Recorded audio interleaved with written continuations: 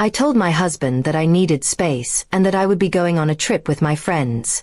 I was tired of him constantly seeking my attention, tired of the arguments that always started from small things, and I just wanted to feel free for a while. Before leaving, I made it clear that during the trip I would ignore him, switch off my phone if I wanted, and focus only on myself. He looked hurt, but he didn't fight me on it. Instead, he quietly nodded and said, "Do whatever you think is best."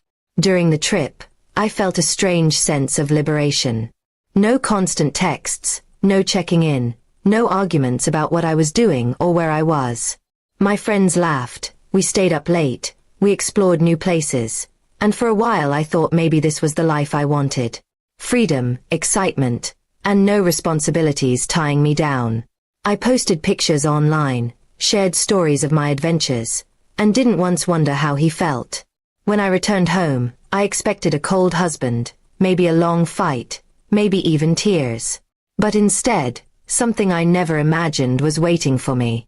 Sitting in the living room wasn't just my husband, it was a man in a suit with a briefcase.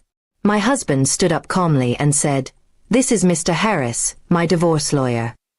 My heart dropped instantly. I laughed nervously at first, thinking it was some kind of joke. But my husband's face was serious, cold even. The lawyer opened his case and pulled out papers. "We've already prepared the documents," he said. "Your husband would like to proceed with divorce." I felt dizzy.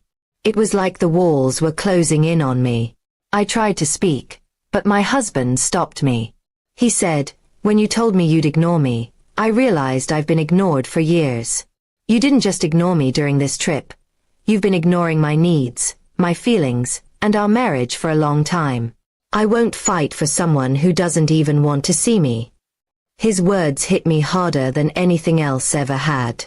I tried to explain that I only needed space, that I didn't mean to hurt him so deeply. I said I thought he'd wait, that he'd understand. But he shook his head. "Marriage isn't about pushing each other away," he said. "It's about choosing each other, every single day.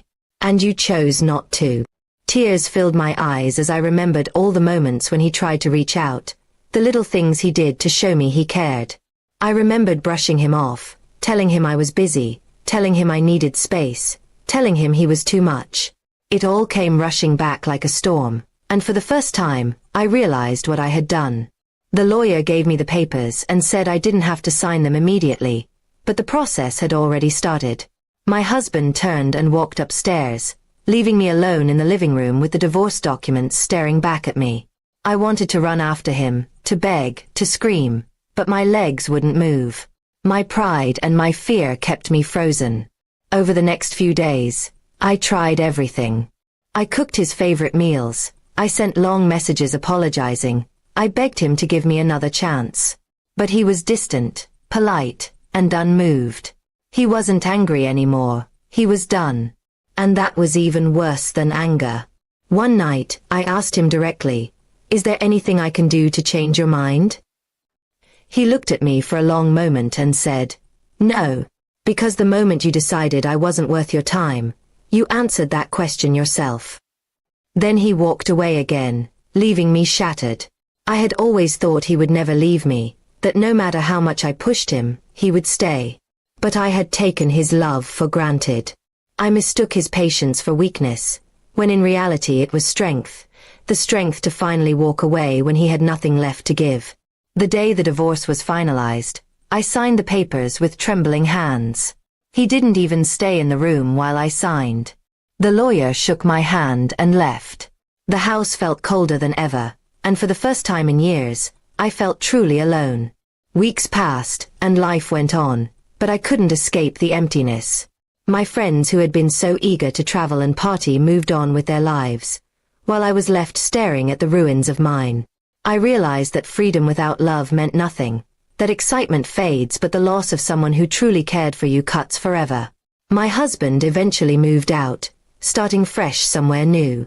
I never saw him again, except once from a distance, walking with someone else, looking happier than he had ever looked with me. That was the moment I knew I had lost him forever.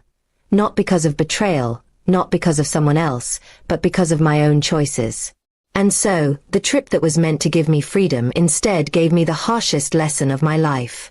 Love isn't about ignoring someone when it's convenient. It's about showing up, even when you don't feel like it. I learned that too late. By the time I came home, love had already left me behind.